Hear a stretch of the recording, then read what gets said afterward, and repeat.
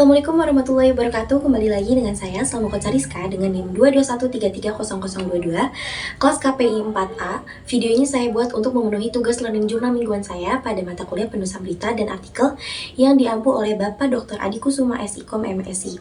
Tepatnya pada hari Kamis kemarin tanggal 16 Mei tahun 2024, Bapak Adi tidak dapat menghadiri karena beliau sedang ada acara. Nah, oleh karena itu beliau pun tidak bisa mendampingi presentasi kelompok pada minggu ini. Namun kami tetap menjalankan amanah beliau untuk tetap melakukan presentasi per kelompok walaupun tanpa didampingi beliau. Baiklah, langsung saja di sini saya akan memaparkan kembali makalah yang telah dipaparkan oleh kelompok 4 yang tampil pertama pada minggu ini, yaitu tentang teknik penyusunan dan penulisan serta publikasi artikel ilmiah ataupun jurnal. Nah, yang pertama itu ada teknik penyusunan artikel ilmiah. Dalam menulis artikel ilmiah, penulis itu harus menyusun kata dan kalimat dalam naskah artikel ilmiah agar sesuai dengan sistematika dari jurnal nasional yang akan dituju. Nah, satu jurnal dengan jurnal lainnya itu biasanya memiliki sistematika artikel yang berbeda. Jadi dengan demikian, penulisan artikel itu harus benar-benar cermat melihat dan memperhatikan secara seksama sistematika naskah artikel yang akan ditulisnya. Nah, berikut juga ada susunan sistematika dalam penulisan artikel ilmiah. Yang pertama itu bagian pembuka. Nah, dalam bagian ini, itu di dalam sebuah karya ilmiah meliputi bagian sampul, lalu halaman pengesahan, kata pengantar, halaman judul, abstraksi dalam satu atau dua bahasa, dan daftar isi. Nah, lalu yang kedua itu adalah bagian isi. Nah, meliputi pendahuluan, latar belakang, rumusan masalah, batasan masalah disertai pembahasannya, tujuan dan manfaat penelitian.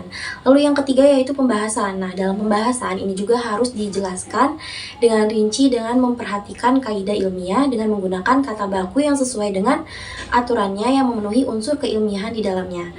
Lalu yang keempat juga ada metodologi penelitian. Nah, pada tahap metodologi ini, jadi kita itu harus menuliskan tempat dan waktu yang dilakukannya objek penelitian, apa saja populasi dan sampelnya, berapa jumlahnya, bagaimana rancangan dan metode penelitiannya, dan juga bagaimana instrumen penelitian serta pengumpulan datanya.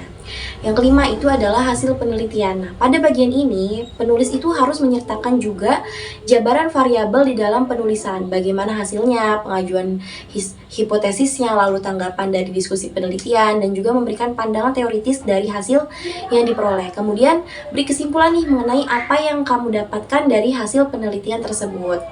Lalu ada juga bagian penutup. Itu untuk bagian penutupnya biasanya berupa kesimpulan dan juga saran dan implikasi dari penelitian yang diperoleh. Lalu 7 itu bagian penunjang. Bagian penunjang di dalam teknik penulisan karya ilmiah itu adalah lampiran yang bisa berupa daftar pustaka, lalu daftar tabel, daftar bagan yang memberi penjelasan pada pembaca tentang karya tulis, lampiran instrumen penelitian, dan daftar gambar yang diperlukan. Lalu selanjutnya juga ada tata cara penulisan artikel. Nah, yang pertama itu adalah pedoman umum, yang kedua sistematika penulisan, yang ketiga judul dan nama penulis, yang keempat abstrak, yang kelima aturan umum penulisan, lalu yang keenam itu adalah daftar pustaka. Lalu ada kemudian cara publis artikel ilmiah. Nah, publikasi ilmiah menurut Permen nomor 35 tahun 2010 adalah karya tulis ilmiah yang telah dipublikasikan kepada masyarakat. Permendiknas 2010. Publikasi ilmiah juga merupakan wadah untuk menyampaikan gagasan ilmiah, hasil penelitian, dan kajian akademik lainnya. Itu dapat berupa artikel baik turunan dari skripsi, tesis, ataupun disertasi, maupun hasil telaah buku yang dipresentasikan dalam kegiatan seminar. Sedangkan menurut Kling dan McKim, publikasi ilmiah dalam konteks media elektronik, istilah publikasi ilmiah itu umumnya mengacu pada semua bentuk distribusi dokumen secara online. Nah, istilah publikasi ilmiah ini dapat dilihat dari beberapa pendapat ahli.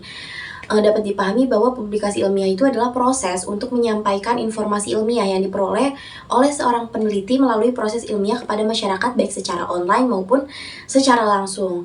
Nah, dalam pertemuan ilmiah tersebut,